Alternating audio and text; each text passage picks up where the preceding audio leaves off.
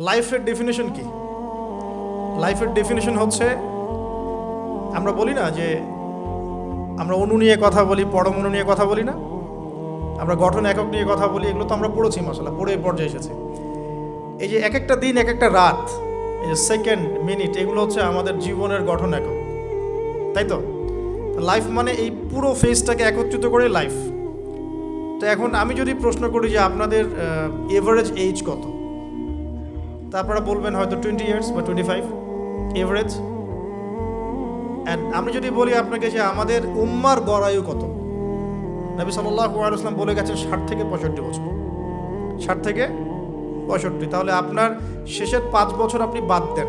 কথার কথা, কাঠখোট্টা কথা এই জন্য বলছি যে এটা ম্যাথামেটিক্যাল কনক্লুশন, সবার ক্ষেত্রে এটা সেম হবে না, কিন্তু আমরা একটা চিন্তা করছি, মাথায় একটা প্ল্যান করছি। শেষের লাস্ট 5 ইয়ার্স আপনি কাট অফ করেন, ধরেন 60-র মধ্যে এখন 25 আপনার গড় এজ, 25 কাটেন, বাকি আছে কতটুকু বলেন? 35, বাট হ্যাঁ 35 ইয়ার্স আপনার হায়াত বাকি আছে মনে করেন, আমার হায়াত বাকি আছে মনে করেন, কথার কথা, আল্লাহু আ'লাম বিস-সাওয়াব। তা আপনার প্ল্যান কি লাইফকে নিয়ে? কাটকোট থাক, যেটা শব্দটা বললাম একটু এই জন্য বলছি যে এখন আপনার একটা আঘাত লাগতে পারে। 25 ইয়ার্স ফ্রম ইয়োর লাইফ, এটা গন কেস, শেষ। এই 25 বছর আপনি কি করেছেন? Really what have you done? কি করেছেন আপনি এই 25 বছরে? সত্যি সত্যি কি 25 পারা কোরআন পড়েছিলেন কিনা? 25 বার কোরআন দেখেছেন কি চোখ দিয়ে? 25 বার নামাজের জন্য মসজিদে গিয়েছেন কিনা?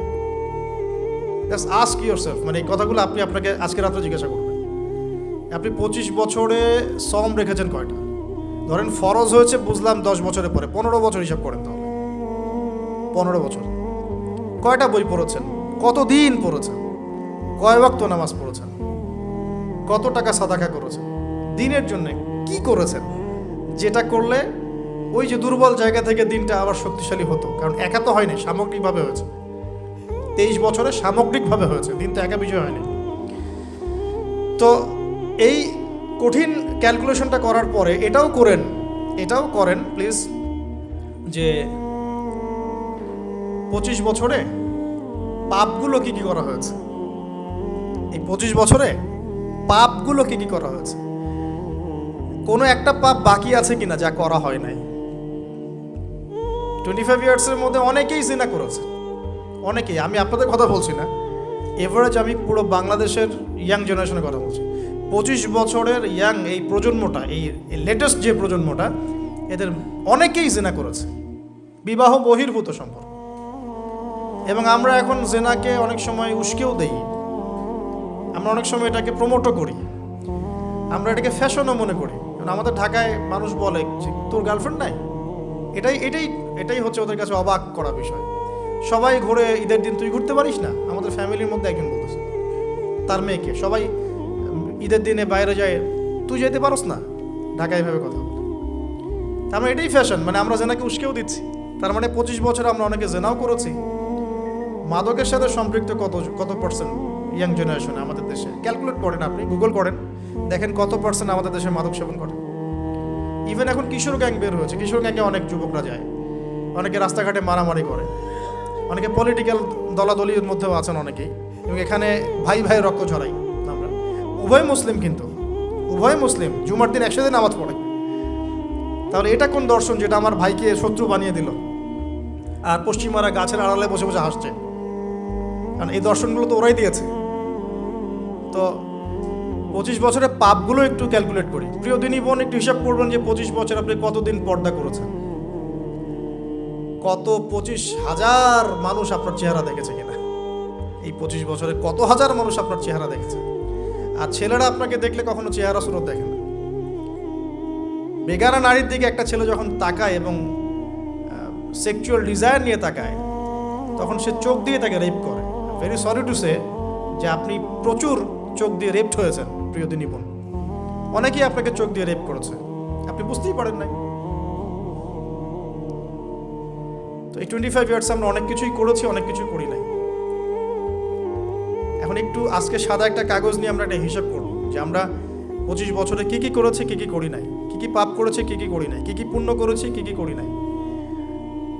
আমি আগে মনে করতাম যে একটা খালেস তওবা ইনশাআল্লাহ আল্লাহ পাক সব মাফ করে দিবেন। আসলে আল্লাহ পাক মাফ করেই দিবেন, কিন্তু ভিতর থেকে স্যাটিসফাই হতে পারবেন না আপনি। এখন যদি আপনি এখান থেকে আমার এই লেকচারটা শুনে আল্লাহর ওলি হয়ে যান এবং আপনি বড় মুহাদ্দিস, মুফতি, দিনের বড় দায়ী ইলাল্লাহ, বড় পলিটিশিয়ান, বড় ইঞ্জিনিয়ার, মানে যারা ওয়ার্ল্ডকে ইসলাম স্ট্যাবলিশমেন্টের দিকে নেতৃত্ব দিচ্ছেন, এমনও মানুষ যদি আপনি হয়ে যান, আপনি এই 25 বছরের ঋণটা শোধ করতে পারবেন না। এই 25 বছরের ঋণ আপনাকে প্রতিনিয়তই ভিতরে ঢুকিয়ে মারবে, যেটা আমাদেরকেও মারে ভিতর থেকে। যে আমরা যদি আগে থেকে বিষয়গুলো বুঝতাম, যদি আরও আগে থেকে স্টাডি করতে পারতাম, আরও বেশি যদি আমি আলেম ওলামার সাথে মিশতে পারতাম, আরও যদি বেশি গভীরে যেতে পারতাম, তাহলে কতই না ভালো হতো।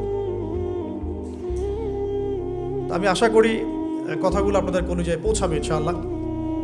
এখন লাইফের এটা সবচেয়ে ভাইটাল পার্ট। এই সম্পর্কে আমি জাস্ট 2টা হাদিস বলে আস্তে আস্তে কনক্লুশনের দিকে যাচ্ছি। নবী সাল্লাল্লাহু আলাইহি ওয়াসাল্লাম বলছেন যে 7 শ্রেণীর মানুষকে আল্লাহ পাক কিয়ামতের দিনে আরশের ছায়া দিবেন। কত শ্রেণী ভাই?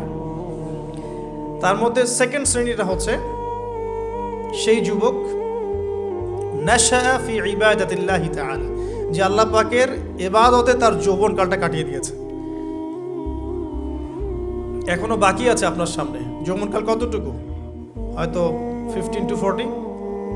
তার মানে এখনো 40 বা 50 বছর পর্যন্ত আপনার যৌবন টিকে থাকবে ইনশাআল্লাহ, যদিও বা এই যুগে থাকে না। আমরা তো ফ্যান্টাসিতে ভুগি অনেক সময় 4টা বিয়ে। বাস্তবতা হচ্ছে এই যুগে একটাই ডিফিকাল্ট। একজনকে সন্তুষ্ট করে কি ডিফিকাল্ট।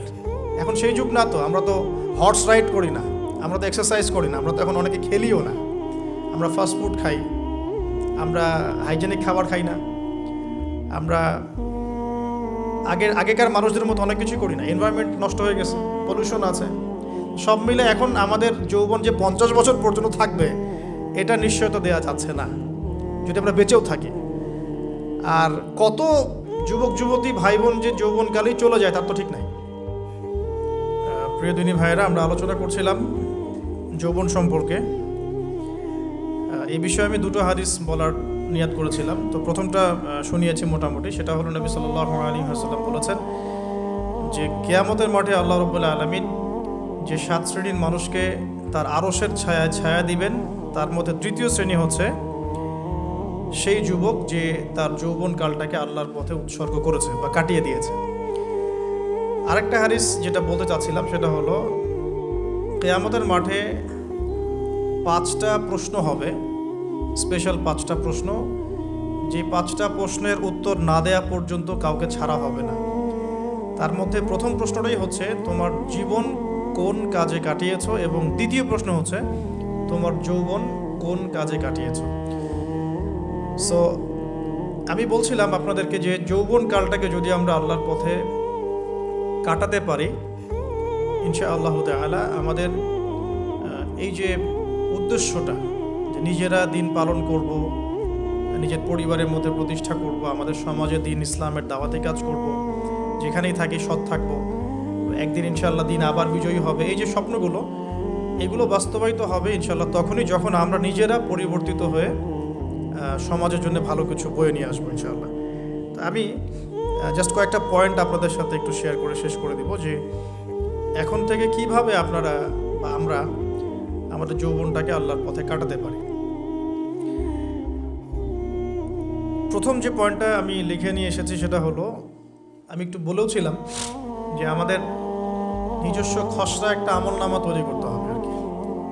আজকে আমরা সেটা করতে পারি বাসায় গিয়ে, যে আমরা যদি আমাদের গড় আয়ু হয় 60 বছর, তাহলে আমরা এখন কতটুকু সময় পেতে পারি, আর এই সময়টুকুর মধ্যে আমাদের টার্গেট কি, আসলে কি চাচ্ছি, কি অ্যাচিভ করতে চাই, যা চলে গেছে এই সময়টুকুর মধ্যে আমরা কিভাবে আল্লাহর রহমত পাবো, ক্ষমা পাবো কিভাবে। যা চলে গেছে এর মধ্যে অনেক নামাজ কাজা থাকতে পারে, রোজা কাজা থাকতে পারে।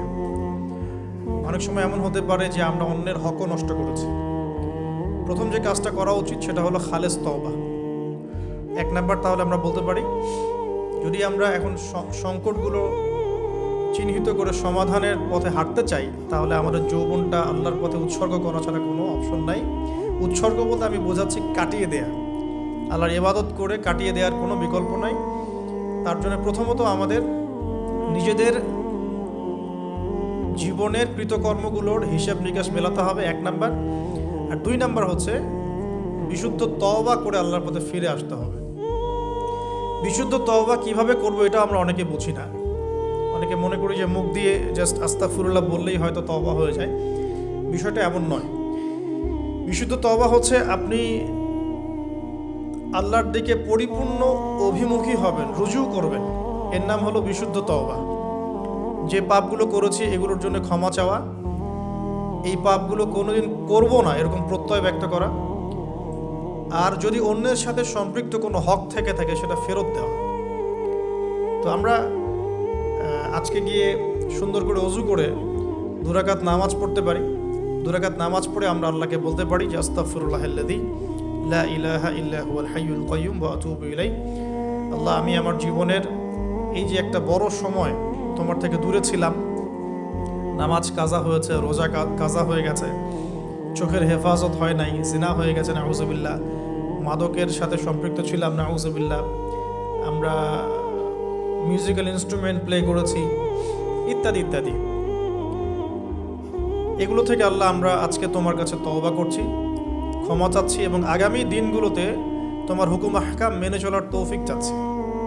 2টো জিনিস খুব প্রয়োজন, একটা হলো তৌফিক, একটা হলো দোয়া। আপনার প্রচেষ্টা আল্লাহর কাছে দোয়া করতে থাকা এবং আল্লাহর কাছে তৌফিক কামনা করতে থাকা। আল্লাহ পাক যাকে ইচ্ছা তাকে তৌফিক দিয়ে থাকেন। আল্লাহ রাব্বুল আলামিন যাকে ইচ্ছা তাকে তৌফিক দিয়ে থাকেন। যে আল্লাহর কাছে যত বেশি চাইবে আল্লাহ পাক তত বেশি দিবেন ইনশাআল্লাহ। তো এই জন্য চেয়ে নিতে হবে, প্রথমত চেয়ে নেবেন যে আল্লাহ আপনি আমাকে তৌফিক দিন যাতে করে আমি আমার পুরো জীবনটাকে আপনার ইবাদতে কাটাতে পারি, আরশের ছায়ায় ছায়া পেতে পারি। আল্লাহ কবুল করুন, আমিন। এখন ইস্তেগফার করার পর যার যার হক তাকে থেকে ফিরিয়ে দেওয়া উচিত। যদি আপনি বা আমি আল্লাহ না করুক কারো হক নষ্ট করে থাকি, সেটা ফিরিয়ে দিতে হবে। এই হক নষ্ট ফিরিয়ে দেওয়ার মানে এটা নয় যে গার্লফ্রেন্ডকে কথা দিয়েছিলেন বিয়ে করবেন, সেখান থেকে ফিরে আসা যাবে না, ব্যাপারটা কিন্তু এমন নয় আর কি। এরকমও প্রশ্ন আমাদের কাছে অনেকে করেছেন যে আমি তো আমার গার্লফ্রেন্ডকে কথা দিয়েছিলাম যে আমি তোমাকে ছাড়া আর কাউকে বিয়ে করব, তো এখন কি আমি ফিরে আসলে, তওবা করে ফিরে আসলে কি এর জন্য আল্লাহ আমাকে ধরবেন কি?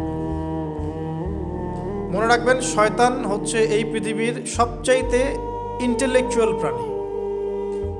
সিরিয়াসলি, ও যে এত বেশি স্মার্ট যেটা আমাদের চিন্তার বাইরে। যখন শয়তান সরাসরি মানুষকে পথভ্রষ্ট করতে ব্যর্থ হয় তখন কিছু নেক সুরত ধারণ করে। দিনী ভাই দিনী বোন, এটা নেক সুরত, ঠিক আছে। তারপরে দাড়ি টুপিওয়ালা মানুষের মধ্যে এটা ঢুকিয়ে দেওয়া যে আমি তো অনেক আবেদ মানুষ, পরহেজগার, ওরা তো ককরোচ। দেখবেন বেশি না, 1 মাস যদি কেউ নামাজ পড়ে, 1 মাসে 10টা বই পড়াশোনা করে, ইসলাম সম্পর্কে একটু ঘাটাঘাটি করা শুরু করে, অন্যদের সাথে কথা বলার ক্ষেত্রে তার যে বডি ল্যাঙ্গুয়েজ, এটা খেয়াল করবেন। শয়তান কিন্তু অনেক স্মার্ট, এভাবে শয়তান অনেকভাবে মানুষকে প্রতারিত করতে পারে। সো শয়তানের নেক্সট শুরুতে ধোকায় পা দিবেন না। আল্লাহ পাক আমাদের সবাইকে হেফাজত করুন, আমিন। খুব ভালো একটা কাজ করছি মনে করেন, একটা বড় প্রজেক্ট করছি সারা বাংলাদেশ ব্যাপী, একটু মনের মধ্যে ঢুকিয়ে দিল যে মানুষ তো দেখুক, মানুষ ভালো বলুক, যথেষ্ট আমল ধ্বংস হওয়ার জন্য। এতটুকু যথেষ্ট আমল ধ্বংস হয়ে যাওয়ার জন্য। আল্লাহ মাফ করুক আমাদেরকে। তো প্রথমে প্রিয় ভাই তওবা করে ফিরে আসা, যার যার হক তাকে তাকে ফেরত দিয়ে দেওয়া। এরপরের সবচাইতে ইম্পর্টেন্ট জায়গাটাই হচ্ছে ইলম অর্জন করা। যেখানে আছেন সেখানেই থাকবেন, মানে যে প্রতিষ্ঠানে যে সাবজেক্টে পড়ছেন, এখন আপনাদের প্রায় জীবনের 20টা বছর চলে গেছে। এখন সবার পক্ষে আবার ইউটার্ন করে 0 থেকে স্টার্ট করা পসিবল না, এবং এটা বুদ্ধিমানের কাজও হবে না। ওই সেকশনে যারা আছেন তাদের সংখ্যা কিন্তু প্রচুর, যারা দিনী লাইনে পড়াশোনা করছেন, ঠিক আছে। আল্লাহ চাইলে তাদের মধ্য থেকেই ইনশাআল্লাহ এমন অনেক বড় বড় মুফতি, মুহাদ্দিস, ইমাম তৈরি হবেন যারা ধর্মীয় অঙ্গনে নেতৃত্ব দিবেন ইনশাআল্লাহ। আর যদি দেখা যায় তারা তাদের দায়িত্ব পালন না করেন, তখন আল্লাহ পাক জেনারেল থেকে মানুষ উঠায় নিয়ে আসবেন। এটা আল্লাহ পাকের কৌশল, আল্লাহ পাক করতে পারেন। এখন আপনি কি করবেন? যেহেতু আপনারা 20-25 বছর পার করে আসছেন, যে সাবজেক্টে পড়ছেন কন্টিনিউ করতে থাকবেন। যদি এনভায়রনমেন্ট থাকে ফ্রি মিক্সিংয়ের, এখানে আপনি আপনার চোখকে হেফাজত করার চেষ্টা করবেন সর্বোচ্চ। এ ব্যাপারে আমি একটা বই সাজেস্ট করি। এই বইটা পড়লে ইনশাআল্লাহ আপনার অন্তরের মধ্যে এই বিষয়গুলো কমে আসবে ইনশাআল্লাহ। সেটা হলো তাসকিয়া, ও আরেক নামে এসেছে, সেটা হলো তাসাউফ ও আত্মশুদ্ধি। তাসাউফ ও আত্মশুদ্ধি পুরো ওয়ার্ল্ডের ওয়ান অফ দ্য মোস্ট, বলবো যে অনারেবল একজন আলেমে দিন, টপ 10-এর মধ্যে একজন, আল্লামা তাকি উসমানী দামাত বারাকাতুহু, তার লেখা বই তাসাউফ ও আত্মশুদ্ধি। বাংলাদেশে যে মাকতাবাতুল আশরাফ তারা প্রকাশ করেছে। এই বইটা যদি পড়েন, আপনার মনের মধ্যে নফসের যে খারাপ রিপুগুলো, এগুলো আস্তে আস্তে কমতে থাকবে ইনশাআল্লাহ। এবং এই বইটা আমি বলি যে বারবার পড়া উচিত।